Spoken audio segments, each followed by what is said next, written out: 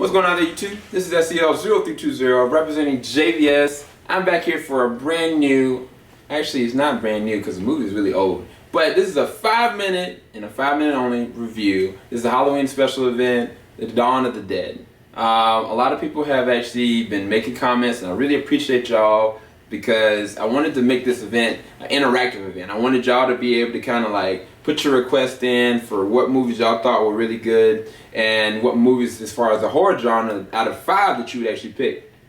The Maniac Core was one of the ones that actually picked this movie, as well as another person. I think it was Kyle Barilato. So shout out to both of y'all for picking this one. Y'all both picked it together. So it was one of the ones that I definitely wanted to pick out of the hat. So what did I think about this movie?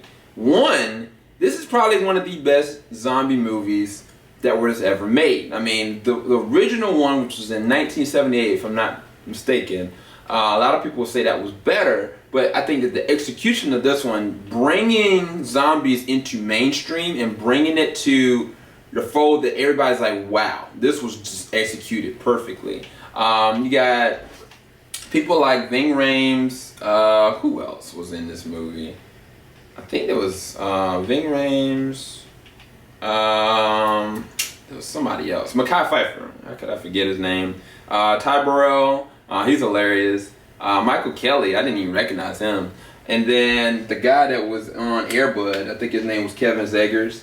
So it's a semi-decent cast, but they're really, at that time, they weren't like big names other than Ving Rhames. And I mean, this was just an action-packed ride. Like, for the zombie genre, like these zombies, the way they reacted like people that were just infected with the disease. Because on the fly, the opening sequence showed like the main character, which I would call her the main character, Anna. She was just in her house, and it was like a normal day, but she was avoiding every small little signs. And if you look at Fear the Walking Dead, it reminds you of that. Like, Fear the Walking Dead literally came from something like this, especially that open sequence. They just drew it out because there were so many different signs that Anna didn't see. It wasn't until you see the little girl just walking and her face is bit off, and all of a sudden after that point, she bites her dad. And like his carotid artery is gushing out, you know, and like he dies, and within seconds. That's the thing that with this movie it pioneered, is that the turn was not a long drawn out turn. Like, they just turned on the dime, and after that point they were savage. Like when she was trying to get away from him, and then she kind of like barely fell into the shower. Like, that was classic. That was classic horror. Like, there are so many different epic sequences where they're trying to fend off, or when they get to the mall and they're trying to, you know, do what they have to do. Or even Ving Rhames with his relationship with the guy across the mall that's on the other side of the store. There's just a lot of different moments in this one that, to me, were just classic nostalgia for the 2000 era. Because this movie came out in 2004, and it was actually directed by Zack Snyder, like the creator of 300, Watchmen, and now Batman vs. Superman. But as well as, I didn't know that James Gunn was the freaking screenwriter. And of course, George Ramos, he was the one that was, like, this is all based on his artistry. But the movie is just freaking awesome. Like, this is one of the best zombie movies to date. I'm trying to see what would be even better. I don't know too many that were a lot better than that. I know I've seen certain shows, like, of course, like The Walking Dead, High School of the Dead, Land of the Dead. I mean, people could say Evil Dead, but this is its own.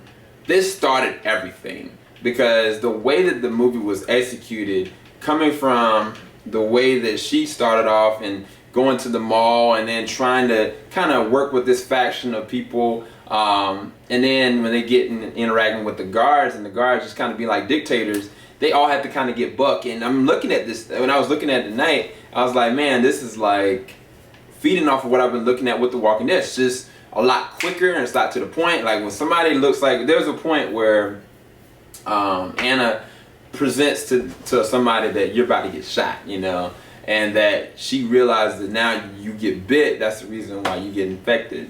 And like the guy with the girl, like, normally this was kind of be drawn out by 2 episodes of The Walking Dead. Like, they didn't have time for that.